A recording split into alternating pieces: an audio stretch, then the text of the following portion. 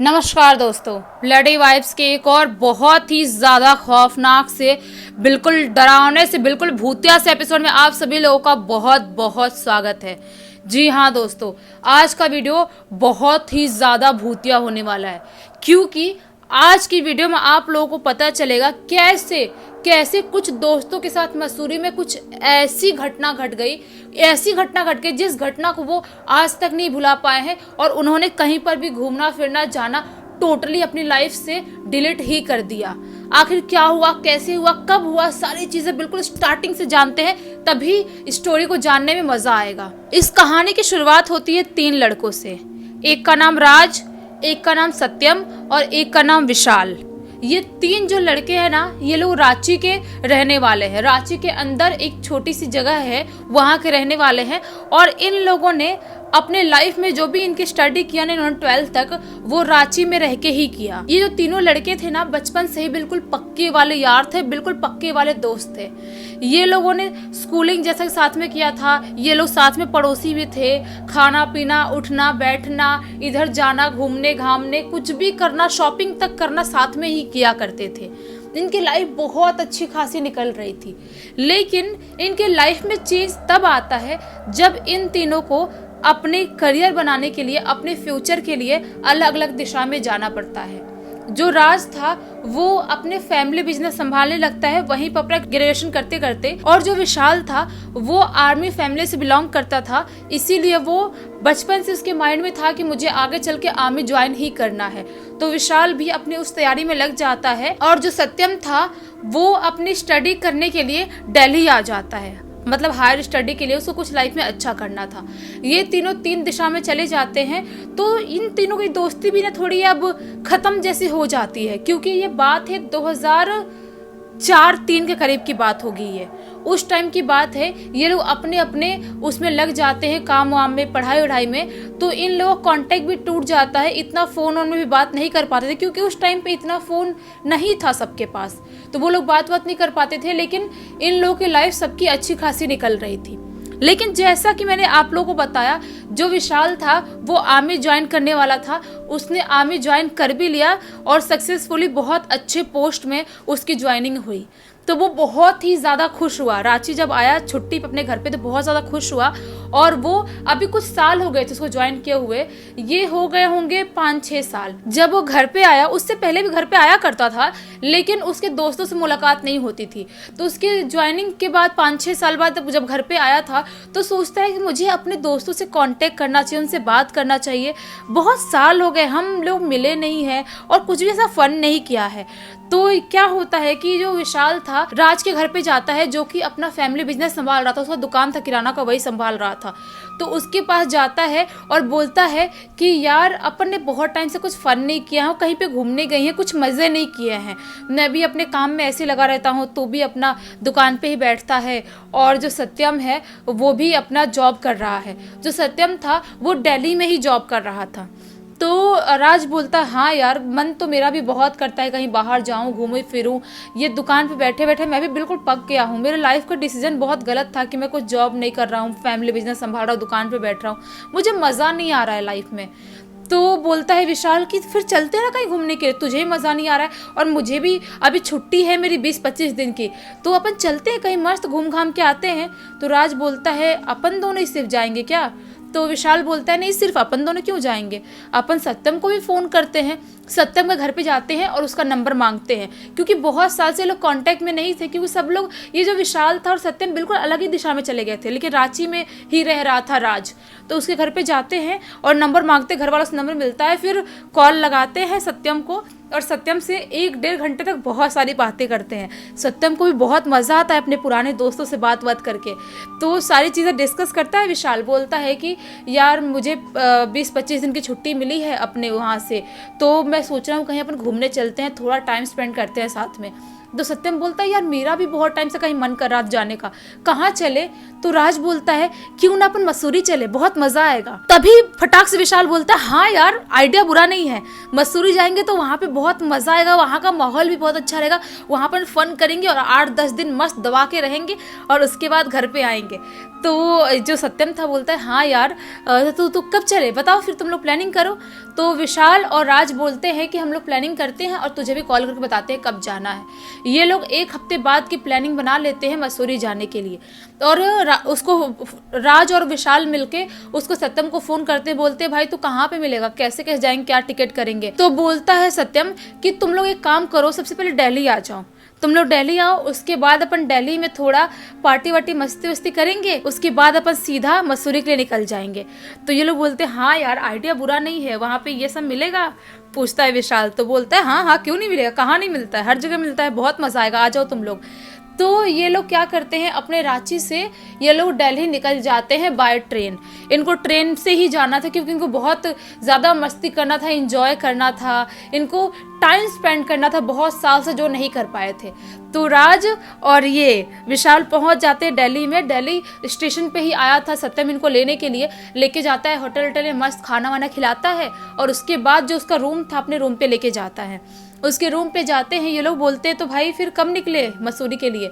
तो बोलता है सत्यम कि मैंने 2 दिन बाद का अपना बस का टिकट कर दिया है, मैंने बुक कर दिया है, अपन निकल जाएंगे 2 दिन बाद। तो बोलते हैं विशाल और राज की फिर 2 दिन क्या करेंगे? सत्यम बोलता है करेंगे क्या, पार्टी करेंगे, वैसे मैं भी अपने ऑफिस से छुट्टी ले चुका हूँ इतने दिन के लिए, तो अपन मस्त पार्टी करेंगे, एंजॉय करेंगे। ये लोग ऐसा ही करते हैं, दिल्ली की अच्छी जगहों पे सब, इंडिया गेट सब जगह घुमाता है ये सत्यम इन दोनों को। और ये लोग मस्त शाम के टाइम में क्लब लब जाते हैं, डांस वांस करते हैं, पार्टी वार्टी करते हैं, मस्त 2 दिन तक फुल ऑन एंजॉय करते हैं, फुल ऑन एंजॉय, बहुत मजा आता है तीनों को। उसके बाद जब इनके जाने का टाइम आता है वहाँ पे मसूरी, तो ये इन लोगों की बस थी शाम के टाइम में। शाम के टाइम में अपनी बस लेके ये लोग मसूरी पहुँच जाते हैं। लेकिन इन लोगों ने ना एक गलती कर दिए थे, इन लोगों ने पहले से होटल बुक नहीं किए थे या इनको पता भी नहीं था कि कहाँ पे कैसे होटल मिलेगा। ये लोग ना मसूरी पहली बार लाइफ में जा रहे थे और तीनों को उतना नॉलेज नहीं था वहाँ के बारे में, और उस टाइम पे इतनी टेक्नोलॉजी हाई नहीं थी कि उनको इतना सब कुछ समझ में आ जाए। तो ये लोग क्या करते हैं कि ये लोग मसूरी पहुंच तो जाते हैं बस से, लेकिन वहाँ पे जाने के बाद इन लोग परेशान होने लगते हैं, कहाँ होटल ढूंढे, क्या करे। बहुत सारे जो होते हैं ना टैक्सी वैक्सी वाले, जो वो लोग बताते हैं कि यहाँ पे ये होटल है, यहाँ पे चल लो, कमीशन खाने वाले लोग होते हैं, वो लोग लेके जाते हैं। तो होटल पसंद नहीं आता, तो बजट नहीं जमता है, तो कहीं होटल पसंद नहीं आ रहा है, तो कहीं कुछ ज़्यादा ही बजट कम है, तो कुछ ज़्यादा ही ज़्यादा है, तो सोचते हैं कि यार अच्छा होटल मिलेगा कि नहीं। ये लोग सोचते हैं काम करते हैं, अपन खुद अकेले सर्च करते हैं, ये इन लोगों को पीछे पड़ेंगे अपन तो फिर अपन को ऐसा ही मिलेगा, अच्छा कुछ मिल नहीं पाएगा। अपन ये लोग पैसे खाने चक्कर में अपने को कहीं पर भी जल्दी आके छोड़ आएंगे। तो ये लोग ऐसा ही करते हैं। सत्यम और ये विशाल और राज अपने आप वॉक करते हुए होटल ढूंढना स्टार्ट कर देते हैं। वॉक करते जा रहे, मस्त मसूरी का जो नज़ारा है वो देखते जा रहे हैं, मस्त सुंदर सा माहौल दिखाई दे रहा है, ऐसा फील कर रहे हैं वाओ यार क्या खूबसूरत जगह है, बहुत ही ज़्यादा खूबसूरत है। ऐसे लोगों ने नहीं बोला है कि मसूरी इतनी ज़्यादा खूबसूरत जगह है, मनाली हो, शिमला, मसूरी है, इसको बहुत ज़्यादा सुंदर लोग मानते हैं। तो ऐसी बात करते करते ये लोग एक जगह पे पहुंचते हैं जहाँ पे एक इनको होटल टाइप का ही दिखाई दे रहा था। सोचते हैं कि ये होटल ही होगा शायद, एक बार चल के अपन बात करते हैं यहाँ पे। तो एक वो जो होटल टाइप में दिखाई दे रहा था वहाँ पे जाते हैं। वहाँ पे शाम का टाइम हो गया, शाम के 6:30 बजे का टाइम हो गया था। वो पहुँचते हैं होटल के पास, तो मैनेजर होटल वाला बैठा हुआ था और एक काम करने वाला बॉय था वहाँ पे। और जो होटल था ना उसके ना बाहर साइड में खाने वाने का व्यवस्था भी था, मतलब खाने का होटल भी था और रहने वाला भी होटल था, ऐसा टाइप का था। तो ये लोग उससे बात करते हैं, मैनेजर से बोलते हैं कि हमको रूम चाहिए, रूम मिल जाएगा क्या? बोलता है हाँ एक रूम खाली है, वैसे सारे बुक हो चुके हैं ऑलरेडी, क्योंकि ये पीक टाइम है, ऐसा टाइम है कि इस टाइम पे लोग ज़्यादा ही आ रहे हैं घूमने के लिए, तो बाकी तो नहीं खाली, लेकिन एक बड़ा सा रूम खाली है जिसमें 2 बेड लगे हुए हैं। तो ये लोग बोलते हैं हमको बहुत ज़्यादा रूम चाहिए भी नहीं, एक रूम मिल जाएगा और उस पर एक बड़ा बेड रहेगा तो भी हम तीनों एडजस्ट कर लेंगे, हमें कोई प्रॉब्लम नहीं है, एक बार हम देख सकते हैं क्या? तो मैनेजर बोलता है उस लड़के को, जो लड़का काम करने वाला था, ए बेटा छोटू लेके जा, दिखा के ला भैया को। तो जो छोटू था ये इन लोगों को दिखाने के लिए रूम लेके जाता है, 2nd फ्लोर पे वो रूम था। ये लोग देखने के लिए जाते हैं, देखते हैं नल वल सब चेक करते हैं, बाथरूम का सब कुछ फिट एंड फाइन था और जो रूम था वो भी अच्छा खासा बड़ा दिखाई दे रहा था और उनके उससे खिड़की से मस्त बाहर का सुंदर सा व्यू दिखाई दे रहा था मसूरी का। बोलते हैं अब तो अपन यहीं रहेंगे और कहीं रहेंगे नहीं, अपन यहीं रहेंगे, यहाँ तो असली मज़ा आएगा, पीने पाने का भी मज़ा आएगा, खाने का भी मज़ा आएगा और जो व्यू दिख रहा है उसका भी अलग ही मज़ा है। तो सत्यम बोलता है क्या करें फिर, कर ले बुक, ले लें, क्योंकि इतना ढूंढ रहे हैं दिन भर से कोई भी अपने को होटल मिला नहीं है, तो एक काम करते हैं यही बुक कर लेते हैं और नहीं पसंद आया तो 1-2 दिन में खाली करके दूसरा होटल ढूंढ लेंगे, कौन सी बड़ी बात है, घूमने घामने जाएंगे तो कहीं ना कहीं तो पता चल ही जाएगा। तो राज बोलता है हाँ हाँ यार चलो ठीक है, अपन बात कर लेते हैं क्या क्या कितना पैसा वैसा लेंगे और फिर अपन बुक कर लेते हैं। ऐसा ही होता है, नीचे आते हैं मैनेजर से बात करते हैं। तो बात करने के बाद इनके बजट में ही होटल था, मतलब ज़्यादा महंगा भी नहीं था, ज़्यादा सस्ता भी नहीं था, मीडियम रेट में था। ये लोग बुक कर लेते हैं। उसके बाद यही रात के 9:30 बजे करीब सोचते हैं यार खाना वाना कहाँ खाए। तभी बोलता है विशाल कि नीचे था ना होटल खाने वाने का, इनका ही होटल वालों का ही था, तो चले क्या वहीं पे खा के आए। तो राज बोलता है अरे यार थक गए हैं, कहाँ जाएंगे, एक काम करते हैं छोटू था ना उससे फ़ोन करके उसी से बुला लेते हैं। ये लोग जो लैंडलाइन था अंदर उससे फ़ोन करते हैं और मैनेजर को ऑर्डर देते हैं क्या क्या चीज़ें खाने की है, तो छोटू इनके रूम पे ही पहुँचा देता है। और इन लोगों ने पीने पाने का भी व्यवस्था मस्त करके रखा था, मस्त ये लोग खा रहे थे पी रहे थे और बाहर का व्यू देख रहे थे, इतना सुंदर दिखाई दे रहा है, सब कुछ बिल्कुल जगमगाता हुआ मसूरी दिखाई दे रहा है इनको अपने विंडो से। ऐसा ही होता है, ये लोग खा पीते हैं, ज़्यादा ड्रिंक नहीं करते, सोचते हैं आज बहुत ज़्यादा थकान हो गई है, आज आराम कर लेते हैं, फिर 1-2 दिन बाद मस्त दबा के पियेंगे। ऐसा ही होता है, ये लोग खाना वाना खा के आराम से सोने के लिए चले जाते हैं। एक बेड पे सो रहा था विशाल और एक बेड पे सत्यम और राज सो रहे थे। ऐसा ही होता है, तभी रात के तकरीबन 1:30 बजे करीब जो राज था ना उसको वॉशरूम आती है, मतलब उसको सुसु आती है जाने के लिए, तो वो उठता है और उठ के बाथरूम की तरफ चला जाता है। बाथरूम तरफ जाता है और सोचता है कि अरे यार इतना सिर क्यों दुख रहा है, अपना काम हम करता है तो बहुत सिर दुख रहा है, मुंह धो लूँ क्या या नहा लूँ क्या, आराम मिल जाएगा। तो सोचता है यार नहाने का तो बिल्कुल मन नहीं है इतने रात में, शायद मैंने ड्रिंक कर लिया था, ओवर हो गया होगा इसलिए इतना सिर दुख रहा होगा। वो अपना मुँह धोता है, मुँह धोता है ना, तभी उसे अचानक से पीछे से किसी की बहुत ज़ोर से एक बार हंसने की आवाज़ आती है, जैसे कोई है ना ऐसे हंसता है, ऐसे टाइप की आवाज़ आती है। तो वो पीछे मुड़ के देखता है तो पीछे तो कोई भी नहीं था। तो वो सोचता है कि हंसा तो हंसा कौन, वापस सोचता है कि हो सकता है मेरा वहम होगा, यार नींद में हूँ इसीलिए कान बज रहे होंगे, मेरी कोई बड़ी बात नहीं है। वापस से अच्छे से मुंह धोना चालू कर देता है। जब मुंह धो के जो टॉवेल रखा हुआ था बाथरूम में, वो टॉवेल उठा के से मुँह पोंछने जाता ही है, तभी उसे जो मिरर में देख के मुंह पोंछ रहा था ना, उसी मिरर में दिखाई देता है कोई ज़ुप से भागा। मिरर में दिखाई देता है कोई बहुत ही फास्ट ज़ुप से भागा। वो पीछे मुड़ के फटाक से देखता है, लेकिन पीछे कोई भी नहीं था। वो थोड़ा घबरा जाता है कि ये क्या है। एक बार वहम होता है इंसान को, 2 बार वहम होता है, और मैंने इतना ड्रिंक भी नहीं किया हूँ कि मेरे को चढ़ गई है जो ऐसे फालतू मेरे को ख्याल आएंगे। वो सोचता है ये है तो है क्या। अभी वो सोचता है कि भाई जो भी है जाके सो जाना चाहिए, ज़्यादा बेटर है, सो जाएंगे तो ज़्यादा अच्छा रहेगा। ऐसा ही करता है और डर तो बहुत ज़्यादा गया था, आता है और सत्यम के साथ अपने बेड पे सो जाता है। उसके बाद रात के तकरीबन 3 बजे के 3:15 बजे करीब किसी के बहुत ज़ोर से चीखने की आवाज़ आती है। किसी की बहुत ज़ोर से चीखने की आवाज़ आने के साथ जो सत्यम था वो और राज घबरा के उठते हैं और देखते कि किसने चीखा, भाई क्या है ये, कौन था रूम में, कौन है रूम में। देखते चारों तरफ कोई दिखाई नहीं दे रहा है, लेकिन जैसे उनकी नज़र पड़ती है विशाल के बेड पे, क्या पाते हैं कि विशाल अपने बेड पे है ही नहीं। ये लोग बिल्कुल घबरा जाते हैं, विशाल कहाँ गया, कहाँ चला गया विशाल, कहीं उसको कुछ हो तो नहीं गया, उसने नहीं चीखा। ये लोग पूरा घर में ढूंढने लगते हैं। तभी राज बोलता है एक काम करते हैं बाथरूम में चल के देखते हैं बाथरूम में जाके, तो बाथरूम तो अंदर से लॉक है और ये लोग बाथरूम को बहुत धक्का मारे, बाथरूम खुल ही नहीं रहा है, समझ नहीं पाते। राज और ये सत्यम दोनों धक्का मार के कैसे करके बाथरूम की कुंडी टूटती है और बाथरूम का दरवाज़ा खुलता है। तो लोग क्या पाते हैं कि जो वो है विशाल, वो ऐसे ही बाथरूम के फर्श पे पड़ा हुआ है और उसके यहाँ से खून निकल रहा है और उसकी आंख ऐसे खुली पड़ी हुई है। बहुत घबरा जाते हैं, सोचते हैं कि ये क्या है, इसको क्या हो गया, कहीं ये ख़त्म तो नहीं हो गया, क्या हो गया इसको। ये लोग मुंह पे पानी डालते हैं, तो लकीली लकीली वो जिंदा था। पता नहीं कैसे आंख खोल के पड़ा हुआ था और सिर से खून निकल रहा था, लेकिन लकीली जिंदा था। उसको दोनों उठाते हैं और बेड पे जाकर लिटाते हैं। बोलते क्या हुआ भाई, क्या हो गया विशाल, तू ऐसे बाथरूम में क्यों पड़ा हुआ था और तूने चीखा क्या? तो विशाल बोलता है हाँ यार, मुझे बाथरूम में कोई दिखाई दिया। मैं जब बाथरूम में गया था सुसु करने के लिए तो मुझे ऐसा लगा मेरे पीछे कोई खड़ा है, किसी की बहुत ज़ोर ज़ोर से ऐसे सांस लेने की आवाज़ आ रही थी। और जैसे मैंने पीछे मुड़ के देखा तो पीछे कोई भी नहीं दिखाई दिया। उसके बाद मैं हैंड वॉश करने के लिए वॉश बेसिन के पास गया तो मुझे मिरर में मेरे पीछे कोई खड़ा हुआ दिखाई दिया। जब मैंने ध्यान से देखा मिरर में आँख गड़ा के, मुझे लगा मेरा सपना होगा या नींद में होगा। जब मैंने आँख गड़ा के देखा तो क्या पाया, एक औरत ऐसे बाल करके वहाँ पे खड़ी हुई है, मिरर में दिखाई दे रही है। और जैसे मैंने झटके में देखा पीछे मुड़ के, औरत वहाँ पे थी ही नहीं। मैं बहुत ज़्यादा घबरा गया।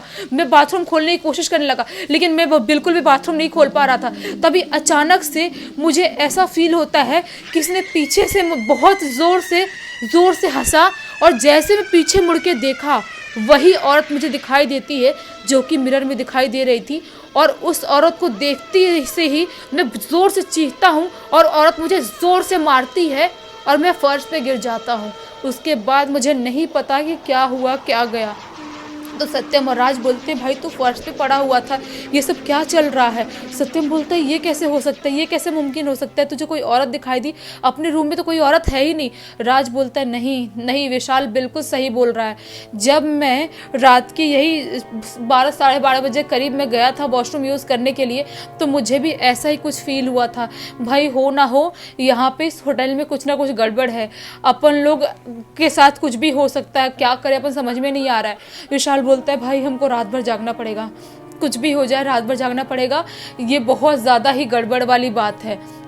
तो ऐसा ही करते हैं ये लोग, रात भर वहाँ पे जाके कैसे कैसे पूरी रात निकालते हैं। उसके बाद जैसे ही सुबह के यही 5:30-6 बजते हैं ये लोग नीचे आते हैं और जो लड़का था काम करने वाला छोटू, उससे बोलते हैं कि होटल का मैनेजर कहाँ है? तो छोटू बोलता है वो तो घर पे चले गए हैं। तो बोलते घर पे चले गए, यहाँ पे नहीं रहते क्या?